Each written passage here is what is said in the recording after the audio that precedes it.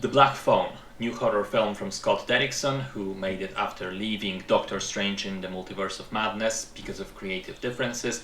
This was based on a short story written by Joe Hill, Stephen King's son, and stars Mason Thames, Madeleine McGraw, and Ethan Hawke as the deliciously unhinged villain. It was also originally meant to be released in January, but after very successful test screenings, Blumhouse decided to move it to the summer release window, to a sort of more prestigious time, which I think was a good decision. The story takes place in 1970s small-town America. Siblings Finney and Gwen live in a neighborhood which for weeks now has been terrorized by mysterious disappearances of young boys. Police suspects a serial killer, but few details are known to the public.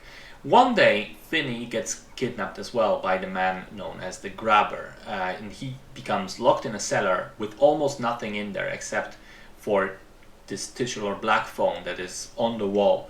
Supposedly, it isn't connected, it shouldn't be working, but it is, because it starts ringing, and the voices on the other side turn out to belong to the previous victims of the murderer. And they are sort of projecting back from beyond, from the behind the grave, to give Finney advice and help him get out alive. So it's kind of a simple but very well executed premise. First of all, I enjoyed the look. The grainy film makes it feel like something from the 1970s, especially in the deliberately low quality flashbacks and dream sequences. Secondly, I think the performances are splendid.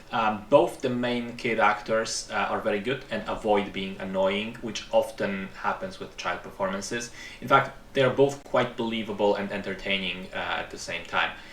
Ethan Hawke, very unsettling and creepy as the villain, and because the story never fully explains his background, his story, he maintains an air of mystery. I also like the aspect of the changing masks being a representation of perhaps different personalities or different sides to his personality. And the way he modulates his voice in all the different scenes is spectacular. I also enjoyed the fact that both Finney and Gwen are shown to be resourceful, competent, and intelligent, and to the extent that they can as kids, they take action to get Finney saved. It's always refreshing to see a horror film which doesn't rely on characters making dumb decisions, and this is one of them.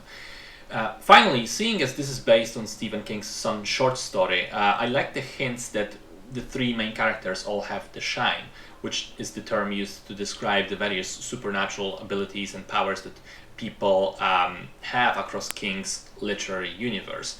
It was a neat detail that it is not on the nose because it's not said out loud explicitly, but fans of King will recognize it immediately. All in all, really solid horror film. Well written, well directed, good looking, and fantastically acted out. Recommend.